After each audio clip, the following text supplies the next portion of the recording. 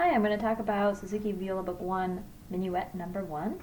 I'm going to play through it for you once and then talk about some things that you can work on, and then I'll probably play it again at the end at a much slower pace so that if you want to try to follow along, you can.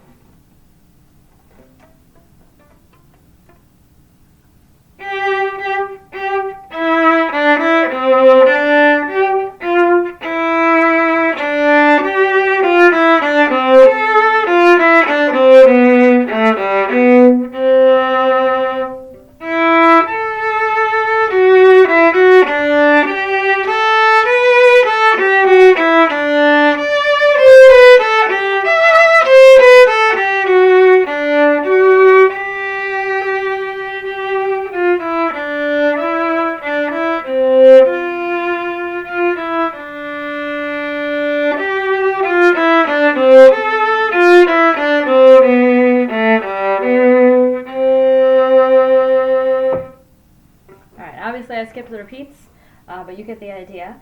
The first thing you want to look at is always the key signature. You see in our key signature that we have no sharps or flats, so everything is natural.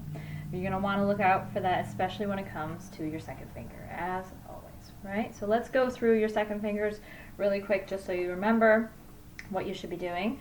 On your A string, you will have C natural, so that'll be a squishy 2, right?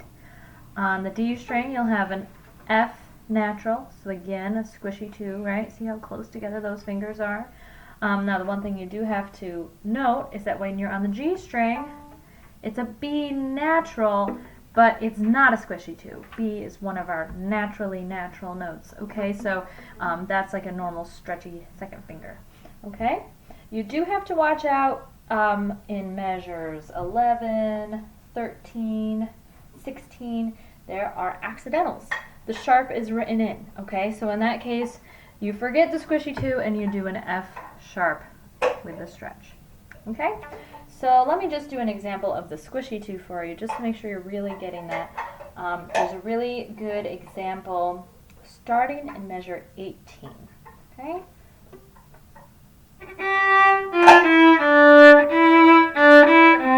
Squishy 2. That you get that squished down or it's not going to sound right. Okay, next thing you can be on the lookout for is there are some fourth fingers printed in this music, so you should definitely do them, especially if they're printed there for you. Look out for the one in measure 6, okay, because you definitely don't want to go from third finger on the G string to all the way to the A string, right? If you could just do fourth finger, why not? Okay, so that might be one to especially practice. You can even just do C, C, A,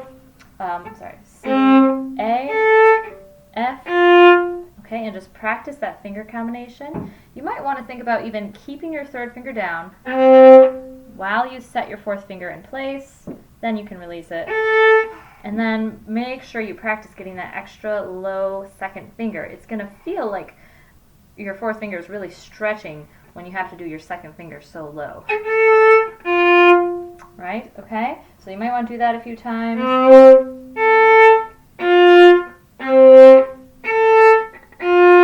Okay? And that same finger pattern happens again later in measure 14 and 15, just the next string up.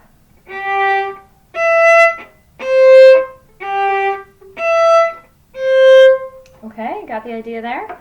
The last thing we're going to have to mention is the hooked bowing that happens in the first and third measure. So you've probably seen this before, but I'm going to go over it really quick just in case. It's staccato, which means it's short, but there's a slur also, which means the bow is going the same direction. So it's going to end up being like a stopped up, up. Let me just demonstrate for you. Down, up, up.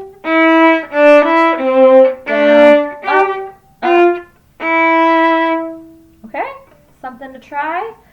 I think that's pretty much it. I'll just play it through one more time. I'll try to keep it slow so that if you want to at least follow along with the music, you can do that. Maybe you can finger along or play along.